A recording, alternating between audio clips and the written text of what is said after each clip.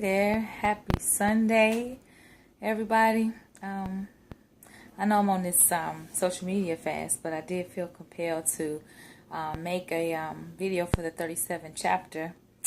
For one, tomorrow makes my final 30-day countdown to another chapter outside of 37. But the reason why I'm going to post this is because I'm remembering on today. Today is September 11th, 2016, and as I was driving from church, I was thinking about this day 15 years ago. I remember getting ready for work. I was working for Baxter Healthcare at the time, and I was living in Canoga Park, California. It was young me. And I remember I had the news on, and it was breaking. And it was so strange. I was taken aback, and then my phone was ringing. I was speaking with my sister, and then we heard about the Pentagon. And I got dressed, and I went to work anyway. And work was not work. It was very strange. It was very quiet. Driving home from work, never ever in my whole entire life did I ever see the freeways clear. It's the only time I've ever seen the freeways free and clear. What's supposed to be rush hour traffic. I just remember feeling very vulnerable, very strange. And I remember I instantly thought of my old roommate, Tanisha, who was from New York. And we had shared a townhouse when we were working at Abbott Labs for their summer program. And I remember emailing her. There was no Facebook. I emailed her to check on her, and I never, ever got a response. We used to always email each other. I never got a response. So I don't know if Tanisha is living or not. I remember weeks before September 11th, I remember Aaliyah died in that plane crash. I remember how eerie I felt in that bed because she and I are about the same age. When I remember going to sleep and feeling vulnerable.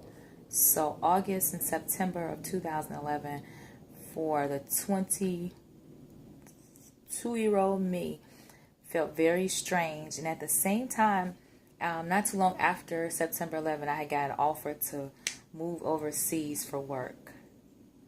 And as strange and vulnerable as I felt, I took that offer. I went overseas. I remember my mom saying something about how it wasn't safe to do so. And somewhere within me, I just thought about there's always a risk with everything. And anything can happen at any time. So I couldn't live in fear. What am I saying? Today we were singing. Today was our the choir. I'm in Sacred Praise Chorale at Faithful Central. And we did a medley of songs for our anniversary. And we ended it with His Mercy Endureth Forever. And that it did it for me in choir rehearsal on Friday.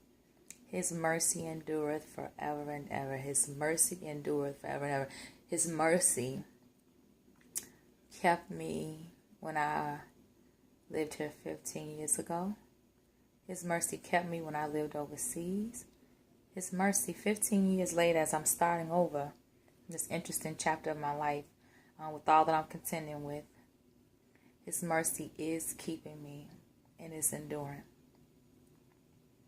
So I'm remembering, and I'm just going to send a prayer up for those who this day suffered great and personal loss. I know as a nation we went through our things, and there's still remnants of that with the way people are treated. I remember just the way they were treating anybody that was Islamic in any kind of way, and they still don't take too good to that as a whole. But as a whole, But people who lost, so many people lost so much that day, in terms of their loved ones, in terms of the men and women who were service that day.